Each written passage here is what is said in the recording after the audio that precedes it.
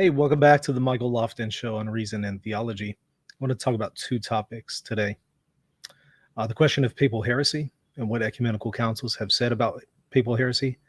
Um, there's some interaction that I was having with a person on social media that I thought would be beneficial to briefly review to help summarize this very complex topic, as well as a situation going on with the Archdiocese of Detroit and what appears to be traditional Latin Mass celebrations ceasing by July 1st at the parish level. So we're going to take a look at that. I'm going to offer some thoughts there.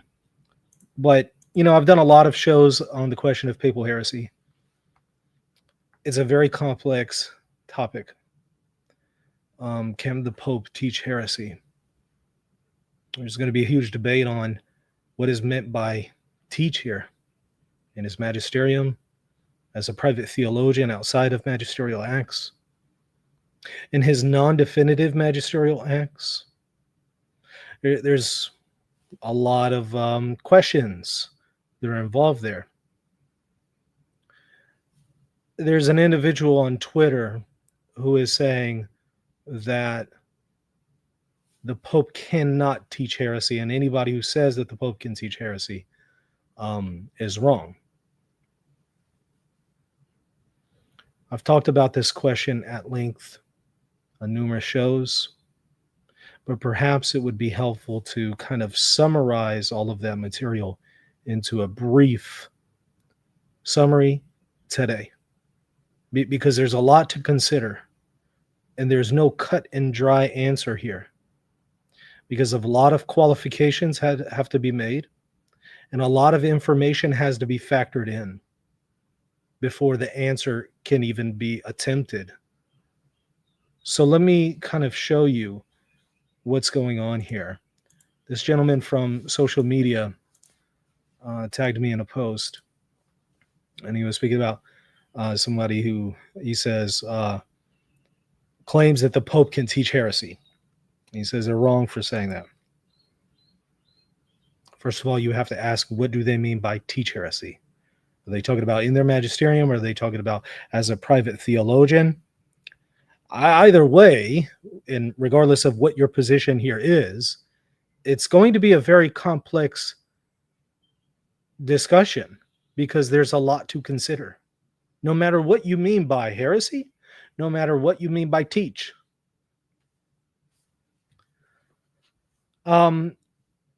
So I wrote back in response to this gentleman, and I said, okay, so look, here's the thing.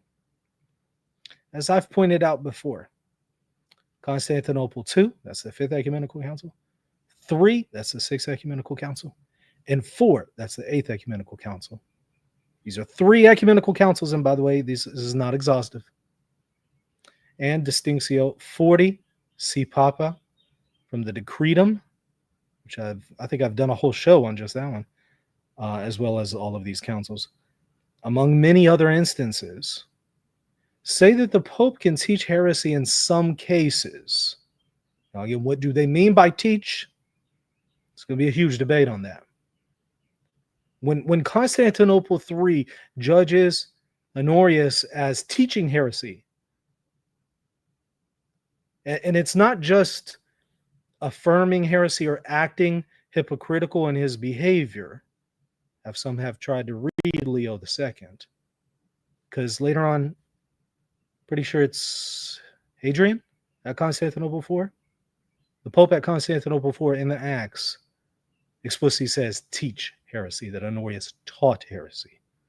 So regardless of Leo II, who approved of Constantinople III, you have a later Pope at Constantinople IV explicitly saying teach heresy. What does he mean? Does he mean in his magisterium? Non-definitively. Or does he mean in his private person as a private theologian, in his correspondence with Sergius? There's a whole debate there. And you might say, well, I think he's talking about in his magisterium. And you might say, I think he was talking about in his infallible magisterium, ergo papal infallibility is false. That's what the non-Catholics will say. And then others will say, well, no, he wasn't talking about ex cathedra, but he's talking about in his non-definitive teachings. Ergo, the Pope can teach heresy as long as he's not exercising the charism of infallibility ex cathedra. And then others are going to say no, because there has to be some kind of charism, even assisting those non-definitive teachings, protecting them from dangerous errors. And so what he's doing is he's talking about non-authoritative teachings, that is, private opinions of a private theologian, which popes often exercised, by the way. Okay, so you can see how already there's multiple ways of interpreting just one thing. So it's not as clear cut and dry as some might have you believe. There's a debate here. Now, you might argue for one particular view, and hey, by all means, go for it. But don't pretend that there's not a discussion and a fair debate here. So what does Constantinople III mean when it says that he teaches heresy and they anathematized him? What does Constantinople IV mean when it says Honorius taught heresy? By the way, how does that even work with the same Constantinople III that said Honorius taught heresy several sessions before, exonerated all popes and said that none of the popes have ever defiled the papal authority and papal teaching office because of a divine promise of infallibility? The same council that condemned him as teaching heresy said that several sessions prior to that.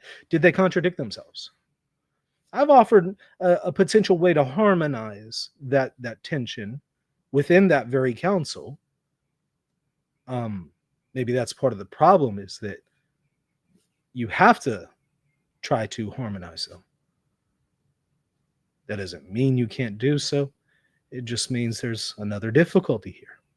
We can't pretend that these things aren't taking place. You can't pretend that, oh, it's so clear they said that he taught heresy, but they also exonerated all the predecessors of Pope Agatho, that includes Honorius, but several sessions later condemned Honorius. So it's a both and, not an either or. Be that as it may. The C Papa Decretum, there's different variations of that canon, as I've pointed out, but many of them say the first see is judged by no one, as the current Code of Canon Law says. But in some cases in circulation for that canon, there was an added clause that says the Pope cannot be judged by anyone except in the case of heresy. Now, Constantinople IV wants to say just that. The Pope can be judged in the case of heresy. The Pope says that at Constantinople IV, an ecumenical council. He says, yes, the Pope can be judged in cases of heresy. He brings up Honorius, and he says who taught heresy, not just was hypocritical in his behavior. He says taught. What did he mean by that? Again, different question. But here you have to ask, okay, he says the Pope can be judged in the case of heresy, but who does he say can judge that? Well, the Pope says at Constantinople IV, the only one who can judge the Pope for heresy is another Pope. In other words, a living Pope judging a predecessor Pope. All right. So I said, you might not agree with these councils, but there are many factors involved here, which is why I think many educated people have come to different conclusions. And I think this is what my friend Eric Ibarra means when he says that one needs to have patience with others, regardless of which side they land on, with these kinds of questions. And I think that's a fair criticism of myself, me, and my approach in some instances. So I think what Eric is saying is that, okay, look, there's a really complex situation here. That doesn't mean you can't find out what the answer is, but what it does mean is there's some strong arguments that can be offered for all sorts of things, and you got to be patient with people. Give me 1 second.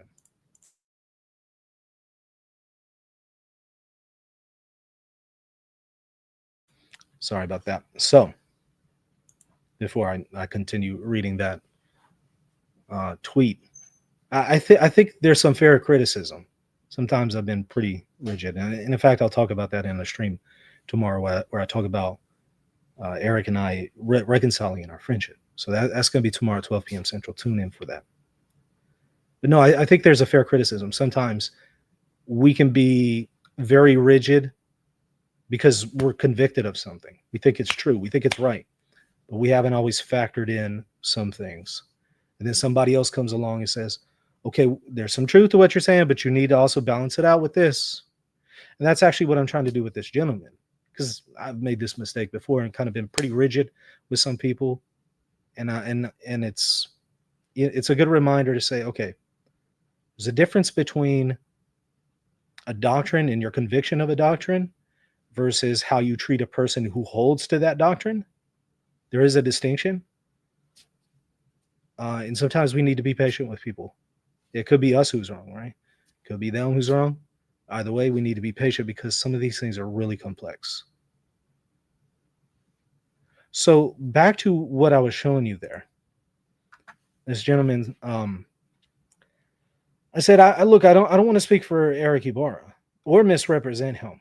But in my estimation, I think what he's saying is the additional problem that Eric points out is that papal infallibility and the charisms for the papal teaching office have had to be defined, perhaps maybe even redefined, so narrowly with so many qualifications that there are many who are going to have difficulty with the concept.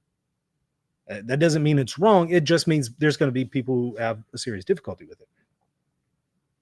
Moreover, the phenomenon of constantly having to properly situate the teachings of popes, whether we're talking about Pope Francis, any of the post-conciliar popes, or any of the pre-conciliar popes, and the popes in the first millennium, where the recent ones are ancient, constantly have to properly situate their comments with numerous qualifications in order to clear them of any charge of heresy, undermines the purpose of having a magisterium in the first place.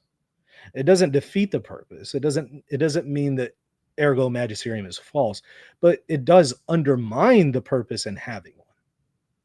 And I think that that is a fair criticism for anybody who would make that criticism. And I have obviously made that criticism. Well, this person says, heresy in the broad sense of sinful behavior, yes. So the popes can broadly be guilty of heresy as far as behavior, but not in the strict sense of teaching and professing heresy, be it in public or private. Well, yeah, that's simply not true. And by the way, there is a massive distinction between public and private here. That's a whole debate in and of itself. But even in public, again, Constantinople 3 and 4 are saying that the Pope taught, not just hypocritically behaved, but taught heresy and publicly. Did they mean in his magisterium? Did they mean that he taught it in some kind of lower sense, some kind of non-magisterial sense? There's going to be a debate there. At that time, they're not making those rigid distinctions. They're not making a distinction between definitive, non-definitive, and private opinion in the way that later theologians and popes make those distinctions. Maybe you can read them back into them. Maybe you can legitimately do that. Maybe they were assuming that. Then again, maybe they weren't. You have to do some additional work to demonstrate that. So you see, it's not as clear cut. He says Peter is the pillar of the faith, the foundation of the Catholic Church and the Orthodox faith, and gives me a couple memes here. St. John Bosco and Augustine. Augustine's not your man on this one. You don't want to quote Augustine on this one. Okay. So he says, well, I say, well, again, the ecumenical councils are referenced, say the Pope can teach heresy. And they're not talking about a broad sense, but they're talking about a teaching that is contrary to the positive faith. Again, in what mode? Is he doing it in his actual magisterium? Is he doing it outside of it as a private theologian? Debate. There's debate. Feel free to disagree with them, but you can't redefine what they meant historically when they meant what they meant is clear for anyone who reads them. Meme quotations notwithstanding. Regardless of these quotes in a meme that you send me, it doesn't change anything about what the council said. I said, if you're looking for a clear cut, cut and dry solution here, you will not find them. I can assure you both Eric and I are familiar with any quote that you're going to present. They've already been factored in, already been considered. Might not come to the same conclusions, but they've already been considered. So he says it's not a matter of cut and dry, but of principles of orthodoxy and purity versus perverse, schismatic, and heterodox understandings. Like he says he has thinking the Pope could teach heresy or teach anything unorthodox as if he weren't Peter. I don't know who's saying as if someone weren't Peter. I pointed out that Again, the 5th, 6th, and 8th ecumenical councils affirmed that the Pope is the successor of Peter, and yet also affirmed that the Pope can teach heresy. Like it's the same Third Constantinople, the 6th ecumenical council, that says the Pope taught heresy and condemned him for it, but also said it preserves communion with the Papal See, since it's the See of St. Peter. That's the same council. So they're not denying that Peter, the Pope is the successor of Peter. Nobody is saying as if he weren't. Even the very council that it says he taught heresy. By the way, you can disagree with Constantinople III. You can say they just made an error in judgment. They made a factual mistake that Honorius didn't teach heresy. That's a whole nother discussion. You can take that angle. But you can't pretend that they were saying something that they weren't. So I said, I notice you continue to avoid addressing these councils. And I think your issue is with the councils, not me. I get the impression you haven't worked through the material sufficiently, which is fine, but it means you should take a more humble and docile approach, right? And I think that's the lesson we could all learn, myself included. Well, he says, again, that has to be interpreted with a hermeneutics of continuity. The Pope cannot teach anything unorthodox or heretical by word, but only in the sense of behavior. I say Constantinople III and IV, for that matter, says the Pope taught heresy by word, in this case, words on a paper, not just behavior. Some have tried to read Leo II as saying it was hypocrisy that he was being condemned for. But there's some difficulty with that whenever you read not only other things that Leo II said, but also Constantinople IV and the Pope in his letter at Constantinople IV, read out loud by the deacon, his representative, I think it was a deacon, his legate. Because the Pope explicitly says Honorius taught heresy. So then I say with Constantinople III, it's also the same council that judged all the popes free from any stain of heresy, the same one that condemned the Pope for teaching heresy. So did they contradict themselves? Or have I offered a solution that you haven't yet considered? No. If you're a watcher of Reason and Theology, you already know the answer to that one.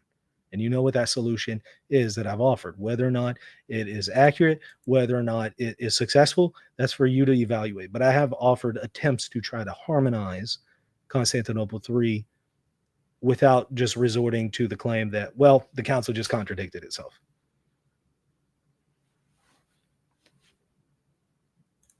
By the way, there was an additional point here. I sent him a video that I did on the hermeneutic of continuity. He sends a quote here from Aquinas, which I don't know why. Why are we doing quotes from Aquinas and Augustine and St. John Bosco? Are any of those magisterial, by the way? Let me ask you a question. Are saints magisterial? Are their opinions magisterial? Answer no. The magisterium says no. What is magisterial? The magisterium. What is authoritative? The magisterium. Not quotes from saints. I can give you quotes from saints you're not going to agree with. I can give you quotes from Saint Teresa of Calcutta saying to Hindus they just need to be good Hindus, and Muslims just need to be good Muslims, and Christians just need to be good Christians. You'll likely not agree with that. Okay. So what saints say are not de fide, infallible, right? I thought we were talking magisterium. I thought it's the magisterium that's authoritative, not meme quotes from saints. So why are we even talking about Aquinas? Is Aquinas authoritative over the magisterium? As great as Aquinas is, no follower of Aquinas, no Thomist will tell you Thomas Aquinas supersedes the magisterium. You know why? Because number one, they know better. And number two, because Aquinas himself said otherwise. He submitted all of his teachings to the authority of the church before he died. I said this. I said, yes, the same Constantinople III that said the Pope could teach heresy also affirmed the Papal See will never defect from the faith, which is what Aquinas says. In other words, I've already factored in these quotes from these saints anyway. They don't really relate to the discussion. But there's a lesson to learn here, and that is things are not always as clear cut as you may think. That's not to say that some things aren't clear cut. That's not to say that some things are not black and white. That's not to say that there is no such thing as truth. That's not to say that we can't know truth. That's not what I'm saying. But what I am saying is a lot of the things that you may think are clear cut aren't. And if you take any of my lectures on the history of the councils, the ecumenical councils, and the magisterium, and evaluate magisterial documents with me in these courses, you'll find that out very quickly. Really quickly. Listen to any of the graduates. They just graduated. Final lecture for the course was just a few days ago. They just graduated with their certificate in magisterial studies. Ask any of those guys. Is it always clear cut? You cannot have an understanding of the ecumenical councils and the magisterium and think that everything is just cut and dry. It's not. That doesn't mean that there aren't solutions. That doesn't mean there aren't answers. That doesn't mean you can't know any. I'm not saying any of that, but what I'm saying is it's not as easy as you think. Oh, I can just grab this little quote, put it in a meme, and paste that on Twitter, and that ends the discussion. Yeah, no, it doesn't really end the discussion for anybody who's informed on these matters. Okay, so that's what I wanted to say about that. Let's move on to the next one. By the way, Matthew asked, which document says Honorius taught heresy?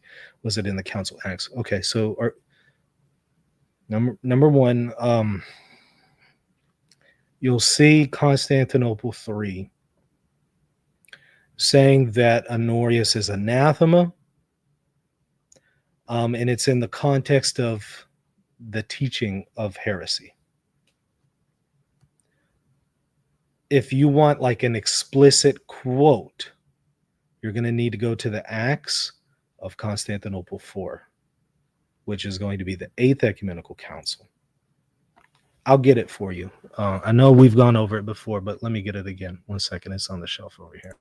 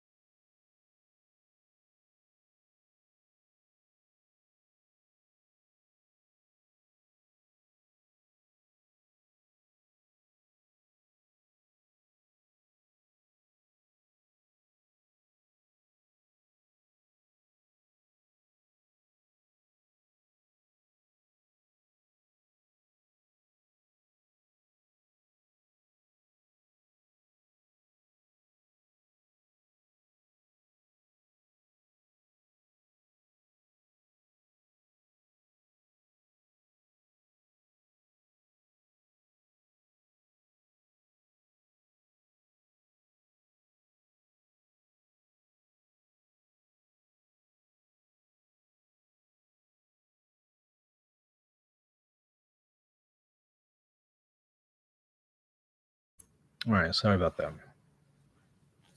This is the 10th session coming from Price's translation of the Acts of Constantinople IV, the 8th Ecumenical Council. Constantinople IV for Catholics, not the Constantinople IV for Eastern Orthodox. So this is Constantinople 869 to 870, not 870, 816, yeah, 879 to 880.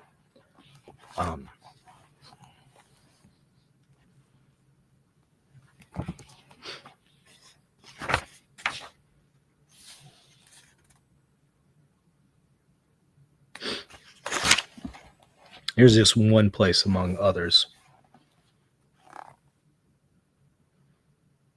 Together with the aforesaid councils, we accept as in harmony and agreement the Holy Ecumenical Sixth Council, which sagely asserted that in the two natures of the one Christ there are in consequence two operations in the same number of wills.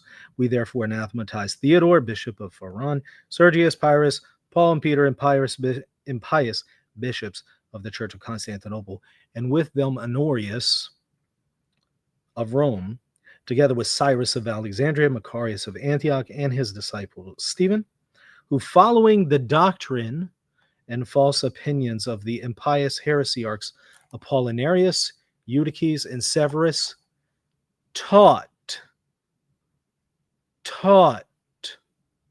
not behaved hypocritically, taught without sense or reason that the flesh of God, animated by a rational and intellectual soul, lacks both will and operation. And it goes on. This is one among other places, right? This isn't the only place, but this is just one quick one that I was able to thumb through really quickly since you put me on the spot. I know I've gone over it before in another show, but I wanted to grab it real quick since you were asking about it. But here you have a reference to teaching, right? And it's not the only one. But it says they taught, and notice who's in the list, Honorius. It's not that he just failed to correct. It's taught. What do they mean? Are they saying in his magisterium? Are they saying his, teaching in some kind of private setting? Debate. There's debate. And again, there's a difference between saying the Pope can teach heresy and judging the Pope for having taught heresy. There is a difference. Saying the Pope can teach heresy and saying this Pope has taught heresy. Those are two different questions. And Constantinople IV wants to say, yes, the Pope can teach heresy. It wants to say Honorius did it, but it also wants to say, but you can't judge a Pope for that. Only another Pope can judge that. And then it anathematizes anybody who would do that, whether in writing or orally, verbally. Is that anathema on the books today? Canonically, no. You might argue morally it's on the books, but canonically, no. Now, you might say, well, it is canonically through the Code of Canon Law that says the first see is judged by no one. Yes, but it also doesn't anathematize people who do that canonically, right? So keep that in mind.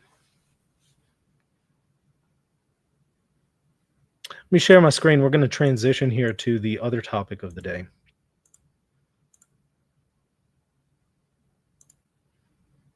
Archdiocese of Detroit parishes must cease traditional Latin Mass celebrations by July 1st.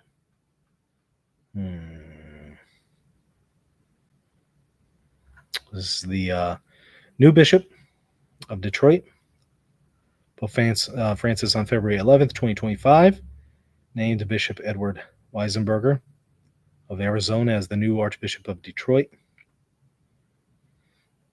Archbishop Edward Weisenberger of Detroit announced Wednesday that parish churches in the archdiocese that offer the traditional Latin Mass will be unable to do so after July 1st, citing the Vatican's 2023 clarification that diocesan bishops do not possess the authority to allow the TLM to be celebrated in an existing parish church. A prominent Detroit shrine will still be able to offer the TLM, however. And Weisenberger said he intends to identify at least 4 non-parish locations in the archdiocese where the TLM can be celebrated. So there will be some non-parish locations that will offer the TLM, but the parish locations that previously offered it, out the door. In an April 16th announcement, the archdiocese said Weisenberger, who appointed in February and newly installed as archbishop last month, recently told his priest that he is unable to renew the prior permissions given to parish churches to celebrate the traditional Latin Mass, and thus those permissions will expire on July 1st. At issue is Pope Francis's consequential apostolic letter Traditionis Custodes, issued in July 2021. Among other provisions, the letter directed bishops to designate 1 or more locations in which priests can celebrate the TLM, but specified that those locations could not be within an existing parish church. Following Traditionis Custodes bishops in some dioceses that already had thriving Latin Mass communities within parish churches in place like Denver, Lake Charles, Louisiana, and Springfield, Illinois, granted broad dispensations that allowed parishes to continue offering the Latin Mass as before. So some parishes have been able to continue offering it, even after Traditionis Custodes, and Rome has allowed them to do so. In other cases, however, they've shut it down. In February 2023, however, the Vatican issued a clarification to Traditionis Custodes to halt this approach, stating that bishops alone cannot dispense these parishes and that such an action is reserved to the Apostolic See and other dioceses who receive Vatican approval to dispense certain parishes from Traditionis Custodes. Were only granted that permission for a temporary period. The Holy See has reserved for itself the ability to allow the TLM to be celebrated in parish churches. Local bishops no longer possess the ability to permit this particular liturgy in a parish church. With this in mind, the prior permissions to celebrate this liturgy in archdiocese and parish churches, which expired on July 1st, 2025, cannot be renewed. The Ministry of St. Joseph Shrine in Detroit, which offers daily TLM masses under the care of the canons of the Institute of Christ King Sovereign Priest, will continue. ICKSP, an institute whose priests celebrate the traditional Latin Mass and live according to the spirituality of St. Francis de Sales, has been offering the TLM at St. Joseph Shrine since 2016.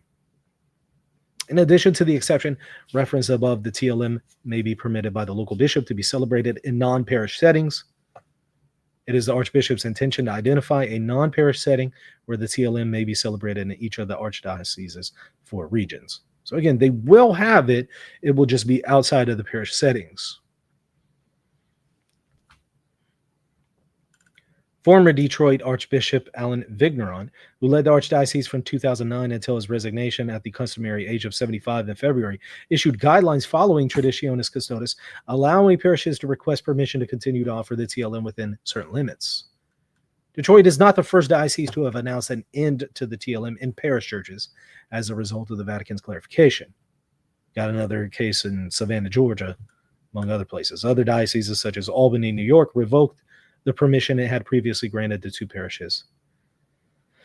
Well, look, let me say this. I understand.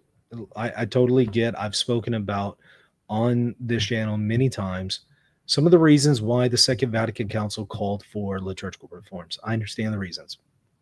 I get it. Is that what was promulgated later on? Not necessarily. There's obviously some points of discontinuity between what was promulgated later on and what the council was calling for.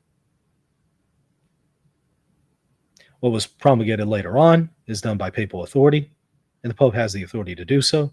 Was it always consistent with what the council called for? No. But regardless of whether it was the council calling to reform things or the Pope, Paul VI, regardless, I'm aware of the reasons why they wanted a liturgical reform. Some of them were good reasons. Others maybe more debatable. In execution, what did we get? Also debatable. Did we get what they were calling for? Debatable. And do we get what was actually promulgated? That one's not debatable. The answer to that one is no. In the average parish, you don't get what the actual missal says in many cases. Case in point, the missal indicates and assumes that the priest is facing ad orientem. You don't get that in the vast majority of parishes. The germ allows for versus populum, but the rubrics are assuming ad orientem. In many parishes, a priest who wants to go to use incense during the Mass, he has every right to do so according to the Novus Ordo Missal, and yet he might get in trouble with his bishop if he does it. All right, so there's a difference between what's on paper and what you actually get. So there's a difference between what the council called for, what you got from the Pope, and then what's actually on paper, and then what's actually done in practice. Huge differences, okay? I'm aware of those distinctions. I'm aware of the reasons. I get it. I'm also aware of many of the advantages of the preconciliar Tridentine liturgy over the Novus Ordo today. I'm aware of advantages for the Novus Ordo. I'm aware of advantages for the preconciliar Tridentine liturgy. in any of its editions and forms. I'm aware. I get it. My point is this. Regardless of the reasons for restricting Latin Mass accessibility in the parishes, which is what this is doing.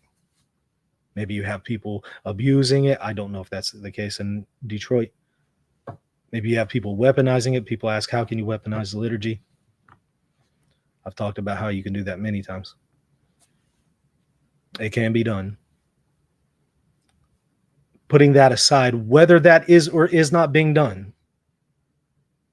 my question is this. What message does this send? What message does this send to people? When I have not seen one document from Rome saying no pride masses. Now you might say, well, Michael, they don't happen that often. They happen more often than they should. Right? And more often than you may realize. And I've covered instances right here on this channel and showed you this stuff is going on, and yet nothing is being said about it. It's not being addressed. It's not being corrected by the local bishop, the local cardinal, let alone the Pope, let alone the dicastery for divine worship and the sacraments. Not being corrected. So whatever the reason is for restricting the TLM at the parish level, I'm aware of what reasons Traditionis gives. Whatever the reasons are in Detroit, and I don't know what they may or may not be because I don't know the situation in Detroit. Whatever they are, doesn't matter. Doesn't matter. My question is, what message does this send when Rome does exercise its authority and discipline in these parishes, but it doesn't exercise its authority at Pride Mass parishes? What message does that send? I'm not asking what is the intention on Rome and, what is the Pope's intention? What's the dicastery's? I'm not asking intentions. I'm asking what message does it send?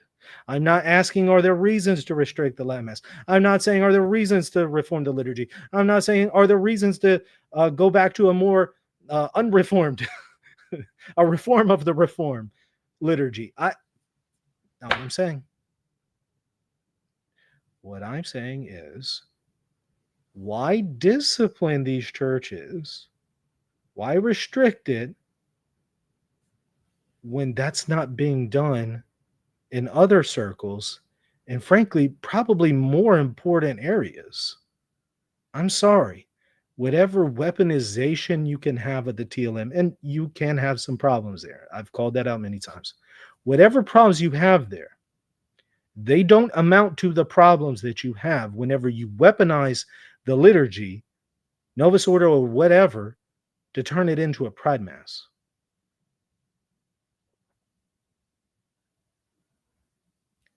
To be silent on those and not discipline those for this amount of time, but to still come out with more news in 2025 in restricting a TLM in Detroit, I got to start asking some serious questions. What in the world is going on? Is someone asleep at the wheel? Do people just not care? Is there not a problem with pride masses? What's going on here? I have to ask some honest questions. If you're going to discipline, as I've said from day one since Traditionis came out, I said, if you're going to discipline this group, you also have to discipline all these other groups. Otherwise, you're going to be seen as targeting one group and not caring about another, and seeing this as a bigger issue than some of these other things. And my thing is, you cannot even get to the question of restricting access to the Latin Mass when you still have pride masses going on and other severe forms of liturgical abuse. Now, I know Pope Francis decried in Traditionis Custodes Novus Ordo abuses, but he also didn't put teeth behind Novus Ordo abuses as he did for Latin Mass abuses. He didn't put canonical penalties behind them in the way he did for Latin Mass parishes. And what I'm saying is, you got to do both. Otherwise, it looks like you're being very selective. You're targeting one thing and not another. Regardless of intentions, I don't know. Don't know and don't care what his intentions are. They can be as pure as gold. Don't care. Doesn't matter. What message are you still sending at the end of the day? You can have the most virtuous intentions, and yet you still send the wrong message when you discipline one group and not another. It's not just Pope Francis, it's his dicastery as well. Now, the buck stops with him, but he's got representatives. So it's the dicastery for divine worship, too. They have a hand in this. Local bishops in the United States have a hand in this. Bishops who are allowing for pride masses in their parishes, they have a hand in this. And so if you see consistently pride masses going on in the United States, that tells you the bishop or cardinal, archbishop, whoever it is, they're giving it a pass in one way or another. That's what's going on, because they are the moderator of the liturgy, according to Pope Francis, in Traditionis Custodes. They're the moderator. They could do something about that. They could shut them down themselves. They don't have to call Rome to do that, to shut down a pride mass. All the bishop has to do is call a priest. And some of those bishops will call a priest if he starts using incense or does a liturgy ad orientem. So I know they can contact a gay priest doing a pride mass liturgy. I know they can do that. Canonically, practically, and every other way. So my question is, what message is this in? 2025. This is what we're still dealing with. That's my concern. And I think that's what we need to ask at this point. Don't talk to me about there's reasons for reforming the liturgy, or there's good reasons to go back to pre-Novus Ordo liturgy. There's reasons why to have a good Latin Mass. There's blah, blah, blah, or Detroit is a great place. They're not doing anything bad. My point is, however that shakes down, I don't understand why this is being addressed, but not the pride mass stupidity and all the other issues that we see going on with liturgies all over the United States and also abroad. I'm especially focusing on the United States because obviously Detroit is in the United States, so we're kind of talking about that.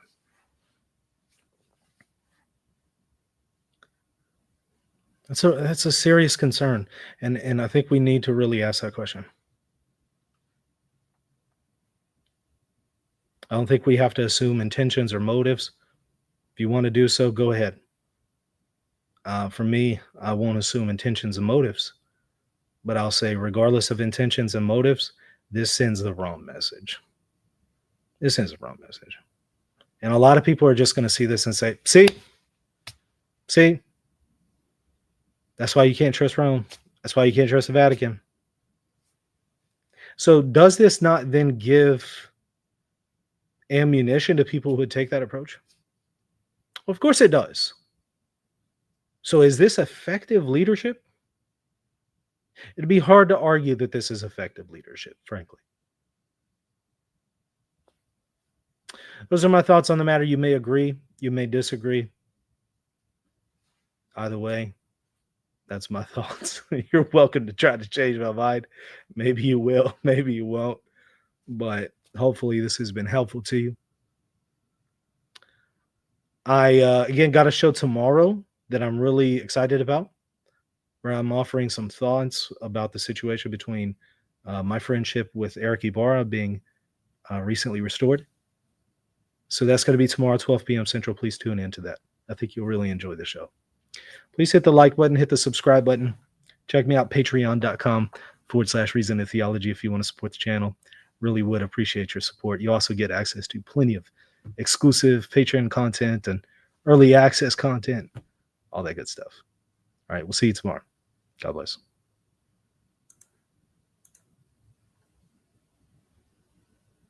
Hey, thank you so much for watching. I hope you enjoyed the content. Don't forget to hit the subscribe button, the like button, and if you want to support the channel, visit patreon.com/Reason and Theology.